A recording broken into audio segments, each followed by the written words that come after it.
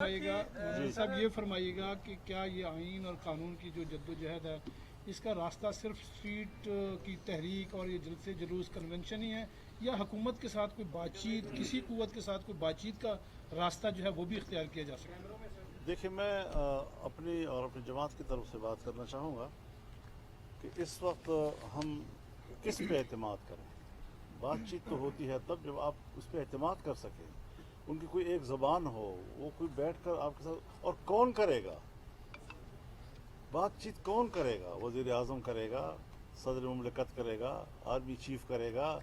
ابھی تو یہ معلوم نہیں کون بات چیت کرے گا, کس کے ساتھ کرے گا, تو اعتماد کا کیا ماحول موجود ہے یا نہیں. تو یہ چیزیں جو ہیں ہم سے سوال کرنے کی نہیں ہیں بلکہ ان لوگوں سے سوال کرنے کی ہیں جس کے بارے میں آپ کہتے ہیں. مولانا صاحب ماضی میں ہم نے دیکھا تھا کہ جمہوریت کے بچاؤ کے لیے آپ نکل آئے تھے, جمہوریت کے بچاؤ کے لیے دھرنے بھی دیے گئے, پی ڈی ایم بھی بن گیا, اس کے بعد جب حکومت آئی تو خاموشی اختیار کر لی گئی. تو کیا اس وقت بھی اگر اس طرح کی تحریک کا آغاز ہو جاتا ہے, سڑکوں پر بھی نکلتے ہیں اور پھر کہیں نہ کہیں سے آفر آ جاتی ہے, تو اس تحریک کو ختم تو نہیں کریں گے؟ اگر آپ کے پاس کوئی ایسے آفر کی خبر ہے تو مجھے بھی بتا دیں. آپ سے یہ سوال ہے کہ آج تحریک انصاف کا وفد یقیناً آپ کو احتجاجی تحریک میں شامل کرنے کے لیے آیا ہے اور مسلسل رابطوں کا سلسلہ بھی جاری ہے.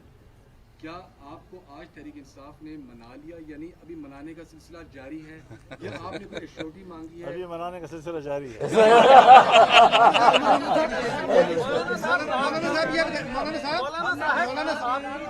یار ایک منٹ, مانگی گئی ہے کوئی بات چیت آگے رابطے بڑھانے کے لیے شورٹی مانگی گئی ہے؟ ظاہر ہے جی, جب تک آپ سنجیدہ امور پر یا متنازع امور پر کوئی بات طے کرنا چاہتے ہیں تو ایک ماحول تو بنانا پڑتا ہے, تو اس کو آپ اسی کا حصہ. ایک منٹ میں ایک پوائنٹ میں صرف ایک بات کرنا چاہتا ہوں. جی مولانا صاحب بھی بیٹھے ہیں اور کھڑے ہیں, تو اس سے فائدہ دو چیزیں جو ہے نا ہم یہاں سپورٹ کرنے آئے ہیں کہ جو عدلیہ کے خلاف کمپین چلا ہے اور جس طرح آج سینٹ میں ڈسکشن ہوئی ہم اس کی مذمت کرتے ہیں. عدلیہ کے اوپر یہ حملہ ہے اور ہم سمجھتے ہیں کہ سپریم کورٹ کی جو پروسیڈنگ ہو رہی ہے اس کو جو ہے نا کل کرنے کے لیے, اس کو دباؤ کے سبوتاج کرنے کے لیے سب کچھ ہو رہا ہے. ہم مذمت بھی کرتے ہیں اور ہم سب جو ہے نا اپنے ججز کے ساتھ ہیں اور ہمیں امید رکھتے ہیں کہ وہ میرٹ کے مطابق فیصلے کریں گے. اور دوسرا عدلیہ کی جو بات ہے, عدلیہ جی میں یہ گزارش کر رہا ہوں کہ کیا یہ توقع کی جا سکتی ہے کہ آپ عمران خان سے ملاقات کے لیے اڈیالہ جائیں گے؟ آپ کو کسی نے ایجنڈا ہاتھ میں دیا ہوا ہے تو مجھے بتا دیں.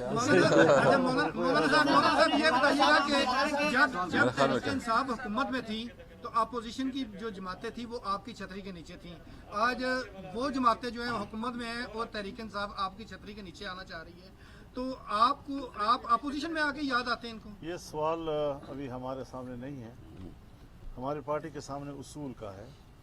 اگر ہمیں 2018 کے الیکشن پر اعتماد نہیں تھا تو ہمارا موقف آپ نے دیکھا.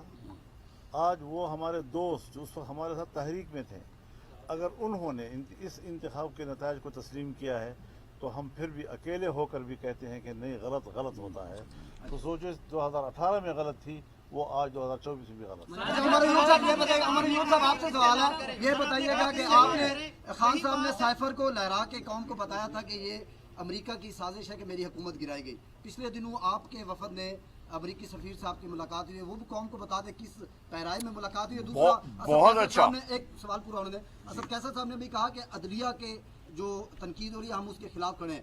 ہم یہ دیکھتے ہیں کہ جو بھی حکومت میں ہوتے ہیں وہ عدلیہ کے ساتھ ہوتے ہیں, جو اپوزیشن میں ہوتے ہیں وہ, جب آپ کا دور حکومت تھا تو آپ کے دور حکومت میں بھی ایسے فیصلے ہیں کہ جنہوں نے اپوزیشن نے اس پر تنقید کی اور آپ نے ساتھ دیا, کیا کہیں گے؟ سب سے پہلی بات, یہ بڑا اچھا سوال ہے, مجھے خوشی آپ نے پوچھا. سب سے پہلے سائفر کے حوالے سے, وہ اس وقت اسلام آباد ہائی کورٹ کے 2 جسٹس صاحبان اس کو سن رہے ہیں, اور جو روزانہ کے مطلب حوالے سے وہاں پہ جو ریمارکس اور چیزیں آ رہی ہیں, تو حکومت جو ہے اس وقت وہ خود اپنی وہاں پہ قبر کھودنے میں بڑی تیز لگی ہوئی ہے, اور سائفر کا کیس جو ہے وہ انشاءاللہ تعالی خود بخود دفن ہو جائے گا. دفن ہو چکا ہے, صرف اس کا ڈیسیجن باقی ہے. وہاں پہ اس کیس میں کچھ ہے ہی نہیں, اور وہ ایک بوگس کیس ہے, نمبر 1.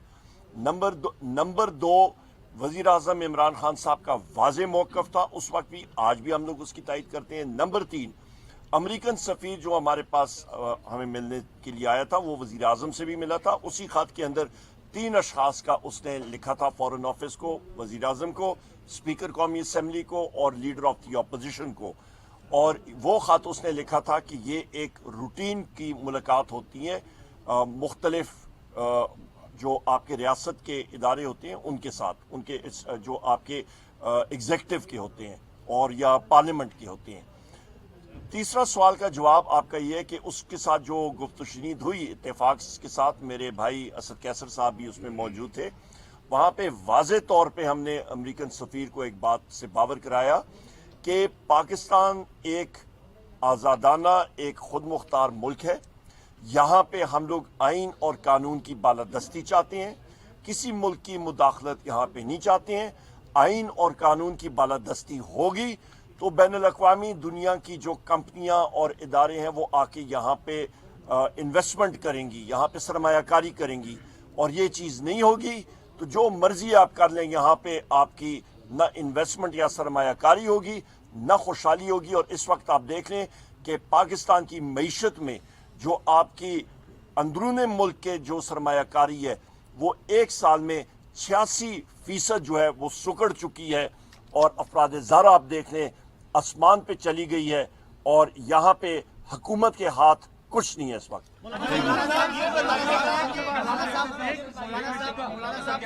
सबका फाटा में सिर्फ 7 टारगेट किलिंग के वाक़यात हुए हैं, उसके अलावा इस्लामाबाद में भी शीम मेल ने मतलब जिस तरह के पिचाई का तर्जुमान पर हमला किया है। तो इस तरह की ये जो चीज़ें चल रही है, तो क्या आपके ख्याल में मौजूदा हुकूमत और बाकी जितने भी सिक्योरिटी के इदारे लोगों के तहफ़्फ़ुज़ में मुकम्मल तौर पर नाकाम है?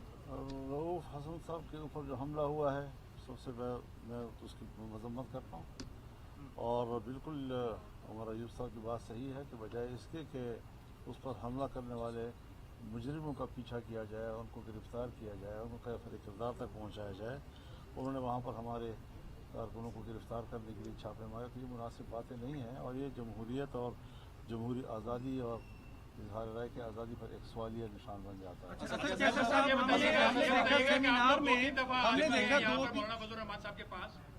अब आप दोनों जो जमातें हैं इनके दरमियान हल तलब मामलात क्या हैं? जो आप लोगों का माजी है वो सारी दुनिया जानती है, तो अब ये बताएं कि क्या कोई चांस है कि आप दोनों मिलके किसी जदोजहद की तरफ इकट्ठे जाएंगे? मैं आपको अकेले में बता दूंगा। एक चीज मैं आपको आखिरी में बता देता हूँ, यहाँ पे हमारी पश्तो एक है। बिस्मिल्लाहिर्रहमानिर्रहीम। सबसे पहले तो मैं मौलाना फजल रहमान साहब का बहुत शुक्रिया अदा करता हूँ कि बहुत मोहब्बत से, बहुत खुले दिल से उन्होंने हमें वेलकम किया, और हमारे जो इश्यूज़ हैं, जो हमारे मुश्तरकात हैं, उस पर हमारी डिस्कशन रही।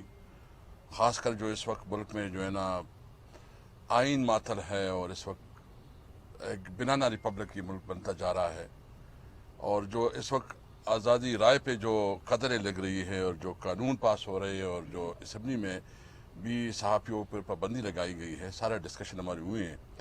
और ख़ासकर जो पंजाब में गंदम क्राइसिस हैं, जो बहुत बड़े हमारे किसान परेशान हैं, और पाटा और फाटा में जो नई टैक्स के निपास की बात हो रही है, और वैसे भी वहाँ वार जोन है, वहाँ कोई मतलब मुमकिन नहीं है कि इकॉनमी वैसे भी वहाँ बैठ गई है। तो इस सारे डिस्कशन पे हमारे मुश्तरकात हैं, और इंशाल्लाह इस पे हम मुश्तरक जद्दोजहद करेंगे। बाकी जो है ना अपनी पार्टियों को मज़ीद भी जो है ना ऑन बोर्ड दिया जाएगा। कल खान साहब से भी इंशाअल्लाह ताला उमर अयूब साहब जाएंगे, मीटिंग करेंगे, मौलाना साहब भी अपने शूरा में जो है ना चीज़ों को। लेकिन एक बात क्लियर है कि आइन और कानून की बालादस्ती के लिए हम तमाम तबकों को एक होना पड़ेगा। इस वक्त इस मुल्क में कोई रास्ता और नहीं है, मुल्क इस तरह नहीं चलाए जा सकते जहाँ मुल्क में आप किसी कानून में खातिर में नहीं लाते। यानी जो रऊफ़ हसन साहब के साथ हुआ है, क्या एक उस मुल्क में हो सकता है जहाँ कानून हो, जहाँ कानून की हुक्मरानी हो? ये तो क्लियर मैसेज देते हैं कि इस मुल्क में ताकत का कानून है, जंगल का कानून है।